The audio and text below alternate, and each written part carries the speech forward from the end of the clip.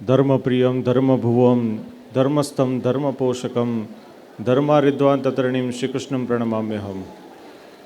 બોલો રાધા કૃષ્ણ દેવની, શ્રી લક્ષ્મી નારાયણ દેવની, શ્રી હરિકૃષ્ણ મહારાજની.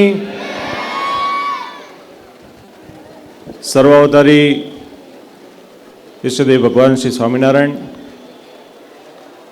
આજે ખાસ કરીને પવિત્ર જન્માષ્ટમીના દિવસે પર્વે ખાસ કરીને આપ સર્વે ભક્તોને ભગવાન શ્રી કૃષ્ણની અનેક લીલાઓનું શ્રવણ કરાવ્યું એવા નવયુવાન શાસ્ત્રી સ્વામી શ્રી હરિકૃષ્ણદાસજી સ્વામી, તેમાં સભામાં ઉપસ્થિત વડતાલ મેનેજિંગ ટ્રસ્ટી બોર્ડના ચેરમેન એવા ડૉક્ટર સંત વલ્લભદાસજી સ્વામી, ઉપસ્થિત શ્રી વલ્લભદાસજી સ્વામી ઉપસ્થિત છે, શાસ્ત્રી સ્વામી સૂર્યપ્રકાશદાસજી સ્વામી છે, સત્યપ્રકાશ સ્વામી છે, ઘણા બધા સંતો ઉપસ્થિત છે, ગુણસાગર સ્વામી આદિક. ત્યારે ઉપસ્થિત સર્વે આદરણીય બ્રહ્મનિષ્ઠ સંતો, સર્વે યજમાનશ્રીઓ, સર્વે વાલા હરિભક્તોને મારા ભાવથી જય સ્વામિનારાયણ.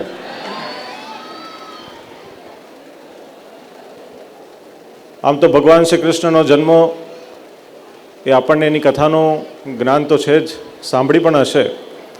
જ્યારે ભગવાન શ્રી કૃષ્ણનો જન્મ થયો ત્યારે પણ ખૂબ જ મુશળધાર વરસાદ થયો હતો.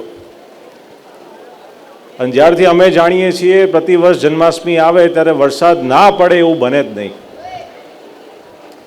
અને આજે પણ જન્માષ્ટમીનો પર્વ છે, આપણે ઉત્સવ ઉજવી રહ્યા છીએ અને સુંદર જો વરસાદ પણ થઈ રહ્યો છે. આમ વરસાદમાં આપણે સ્નાન લઈએ એની વસ્તુ અલગ છે, પણ જન્માષ્ટમીના દિવસે આપણે જો આ વરસાદમાં સ્નાન લઈએ ને એ બહુ મોટી વાત છે. માટે આપણને સહેજે સહેજે આજે આ જન્માષ્ટમીના પર્વે પણ આ વરસાદનો આનંદ પ્રાપ્ત થાય છે. ખાસ કરીને ભગવાન શ્રી કૃષ્ણની આપણે જો વાત કરીએ તો આપણે બધાના ઈષ્ટ છે. શ્રીજી મહારાજને પણ ભગવાન કૃષ્ણ પ્રત્યે અનોખો ભાવ હતો.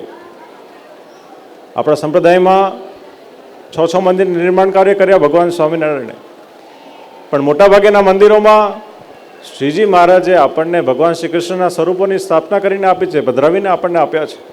વડતાલમાં રાધાકૃષ્ણ દેવ હોય, ધોલેરામાં મદન મોહનજી મહારાજ હોય, જૂનાગઢમાં રાધારમણ દેવ હોય, ગઢપુરમાં ગોપીનાથજી મહારાજ હોય. આ બધા સ્વરૂપો ભગવાન શ્રી કૃષ્ણના છે. માટે શ્રીજી મહારાજને પણ ભગવાન શ્રી કૃષ્ણ પ્રત્યે એક અનોખો ભાવ હતો.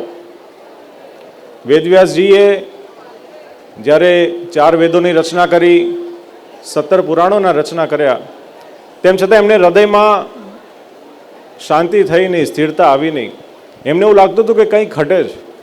ત્યારે તે સમયે નારદજીએ ત્યાં આગળ દર્શન આપીને એમને કીધું કે તમે બધા શાસ્ત્રોનું નિર્માણ કર્યું, બધા શાસ્ત્રો તમે લખ્યા, એમાં ઘણા બધા નિયમો પણ તમે લખ્યા, પણ ભગવાનના જે અવતાર થાય છે, ભગવાનના પૃથ્વીના વિશે અવતાર ધારણ કરે છે, પોતાના ભક્તોનો ભાવ પૂરો કરે છે, એનો ગ્રંથ હજી સુધી તમે લખ્યો નથી.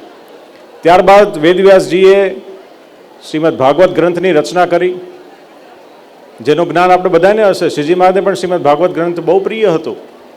હવે શ્રીમદ ભાગવતની જો વાત કરીએ તો 17 પુરાણ એક બાજુ ને શ્રીમદ ભાગવત એક બાજુ. કારણ કે શ્રીમદ ભાગવત એ બધા પુરાણોનું હૃદય છે. તે જ પ્રમાણે શ્રીમદ ભાગવતનું હૃદય શું છે? તો શ્રીમદ ભાગવતના અંદર આવેલું દસમ સ્કંદ છે. અને દસમ સ્કંદનું હૃદય શું છે? તે પરમાત્મા શ્રી કૃષ્ણ છે. ત્યારે એવા શ્રી કૃષ્ણ ભગવાનની આપણને પ્રાપ્તિ થઈ છે. આમ જોવા જઈએ તો ભગવાન શ્રી કૃષ્ણનું વ્યક્તિત્વ એ પૂર્ણ વ્યક્તિત્વ હતું. એમને એમના માતા પિતાને પણ રાજી કર્યા, એમના મિત્રોને પણ રાજી કર્યા, એમના જે પ્રેમી ભક્તો હતા એમના ભાવને પણ પૂર્ણ કર્યા.